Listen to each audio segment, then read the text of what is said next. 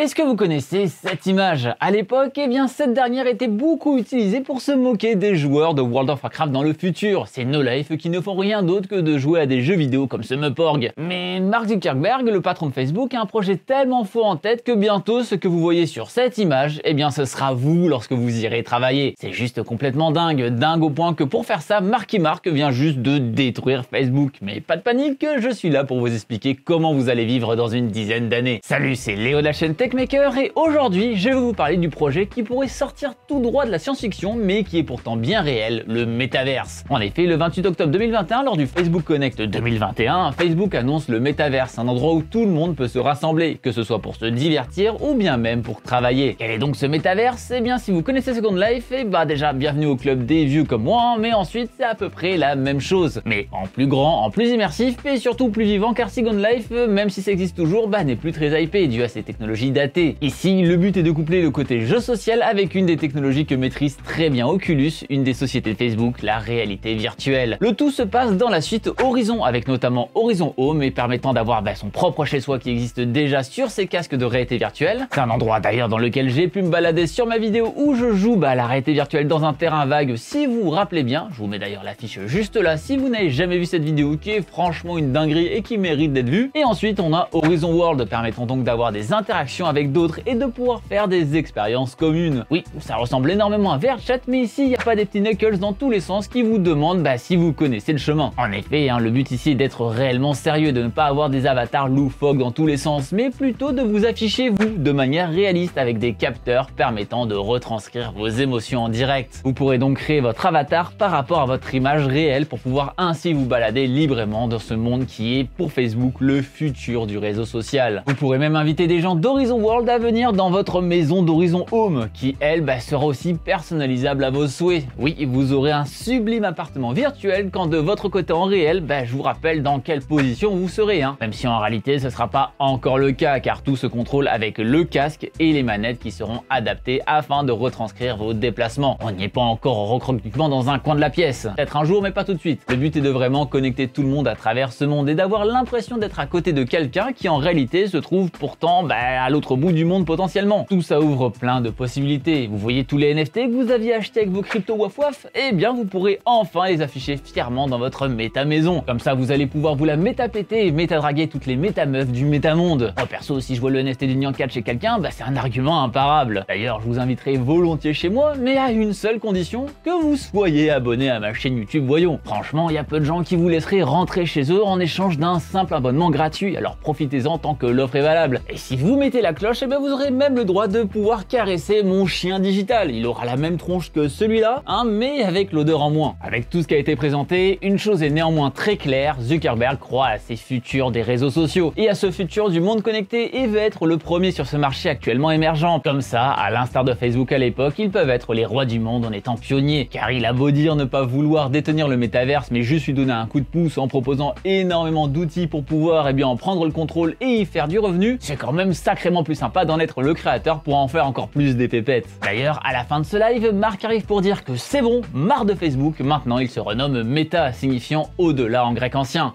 Fallait réviser ses cours de langue morte au collège. On voit vraiment cette envie d'aller à fond dans le métaverse au point de renommer sa maison mère et d'être au-delà de ce qu'est Internet. Le roi Facebook est donc mort, vive le roi Meta. En effet, à l'instar de Google avec Alphabet il y a de cela maintenant quelques années, Facebook a décidé de changer le nom de sa holding par Meta. Bon, en réalité, j'ai un peu menti ici au tout début de la vidéo, Facebook n'est pas réellement détruit, c'était pour vous happer pour que vous regardiez cette dite vidéo, je vous connais. Facebook, le réseau social de vos parents, existe donc bel et bien, toujours de son côté, mais ce n'est plus le nom de la société qui régit toutes les marques qu'elle possède. Car faut pas oublier que Facebook, c'est pas que Facebook, il y a aussi Instagram, WhatsApp ou encore Oculus. Plein de services dans plein de domaines différents, le réseau social, la messagerie et évidemment la réalité virtuelle. Il y a donc cette distinction entre ces services et son nom mère, même si en réalité, je sais pas trop si quelqu'un va appeler Facebook Meta ici. qui appelle Google Alphabet de son côté. Surtout que bon, les hammams c'est quand même vachement moins classe que les GAFAM, hein. Moi ça me donne juste envie de prendre un bain. L'avantage c'est que des bains, pas mal d'employés de la firme vont pouvoir en prendre bien plus facilement maintenant pendant leur temps de travail, car justement leur lieu de travail va devenir chez eux. Je vous avais déjà parlé du fait que Mark Zuckerberg voulait que 25% de ses employés travaillent avec ce système il y a de cela quelques années, dans une vieille vidéo dont seuls les vrais abonnés se rappellent, parce que même moi je m'en rappelle plus. Mais ça y est, il a sorti l'appli pour transformer son rêve en réalité en août 2021, Horizon Workroom. C'est un endroit pour pouvoir travailler avec d'autres directement en réalité virtuelle, comme si tout le monde était présent dans la pièce. Sauf qu'en réalité,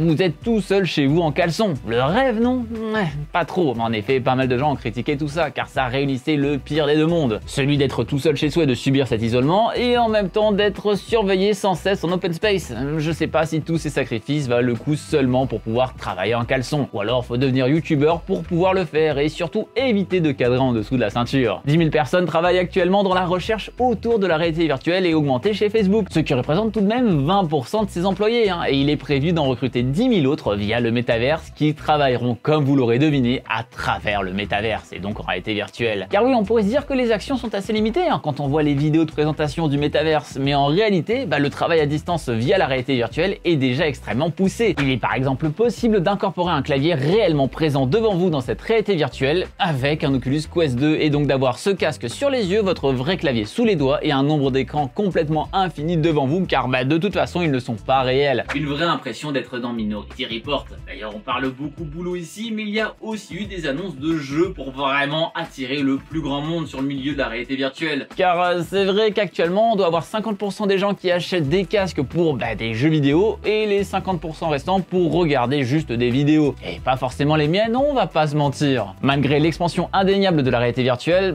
ça reste quand même sacrément un peu un milieu de niche en termes de jeux, même si on a de vrais jeux incroyables dessus. Ça reste trop léger pour y faire venir le grand public. C'est donc pendant cette même conférence que Mark a annoncé que le dernier GTA sera enfin jouable en VR sur son casque. Youpi, tout le monde va enfin acheter un Oculus Quest 2. Mais en fait pas vraiment, parce que oui, il y a bien un GTA qui va arriver, mais déjà ça sera certainement pas le 6, désolé de casser vos rêves, mais ça sera pas non plus le 5 ni même le 4, mais San Andreas. Et j'ai rien contre ce jeu, il est vachement bien, mais il date de 2004 quand même les frérots. On n'est pas trop sur le futur ici, malgré la refonte HD, surtout qu'on n'a même pas de date de sortie, donc si ça se trouve on le verra en 2024, soit 20 ans après sa première sortie. Ça m'étonnerait même pas qu'ils essaient de battre le record de Skyrim en termes de versions différentes avec ce jeu, juste pour la fame. Et cet exemple est assez symptomatique de ce qu'était la conférence pour beaucoup. Décevante, car oui, le projet Metaverse est possiblement intéressant, pourquoi pas à voir, mais à la base c'était le Facebook Connect comme dit plus tôt. Et cet event c'est normalement un live qu'attendaient tous les passionnés de réalité virtuelle et seulement eux. Le live n'a fait que 20 000 viewers en moyenne sur son flux Facebook, car justement, c'était eux qui étaient présents pour avoir peut-être des news sur des nouveaux jeux, de leurs casques préférés sur leur studio, peut-être un nouveau casque de réalité virtuelle, Oculus Quest Pro, peut-être même des nouvelles technologies immersives. Et là, on sentait que le discours n'était pas vraiment pour eux. C'est d'ailleurs pour ça que beaucoup de gens ne sont même pas au courant de ce qui s'est passé et ce que veut dire vraiment ce changement de nom méta, car c'est arrivé comme un cheveu sur la soupe. Et donc à part ça, aucun nouveau hardware, en tout cas côté réalité virtuelle, si ce n'est un casque de réalité mixte qui n'a pas encore de nom pour le moment, ni de prix, ni de date de sortie, Project Cambria. On ne sait même pas la tronche du truc vu que tout ce qu'on a, c'est un trailer tout claquos de 10 secondes où on voit rien. Youpi. Et ce casque n'est clairement pas destiné à ses aficionados, mais encore une fois au grand public que Facebook essaie de convaincre avec tout ce délire de métaverse. Mais est-ce réellement le bon moment ou est-ce encore trop tôt? Faut-il réellement forcer le délire au point de mettre ce nom méta partout? On parle beaucoup de réalité virtuelle parce que c'est ce qui parle le plus à la plupart des gens, mais en réalité ce qui risque aussi d'arriver en parallèle,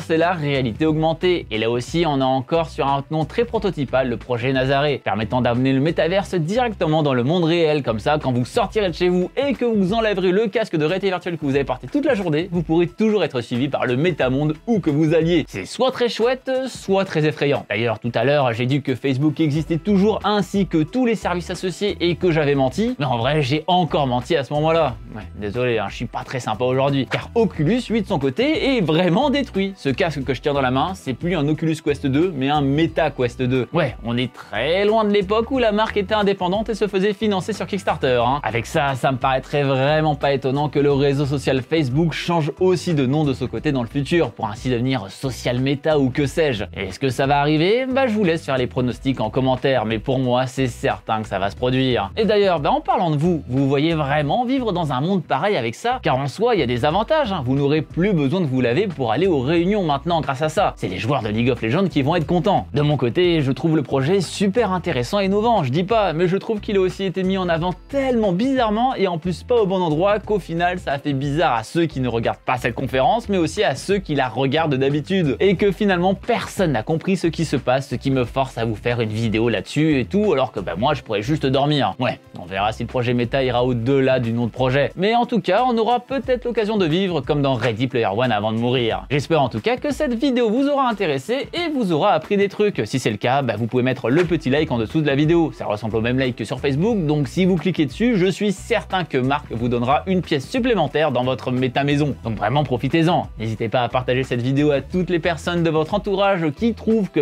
le monde va beaucoup trop vite pour leur montrer qu'effectivement il va vraiment beaucoup trop vite. Et bien sûr, le plus important, si ce n'est pas déjà fait, abonnez-vous à la chaîne en cliquant sur le logo qui vient d'apparaître juste là. C'était Léo, la chaîne Techmaker, et surtout, n'arrêtez jamais d'apprendre. Salut!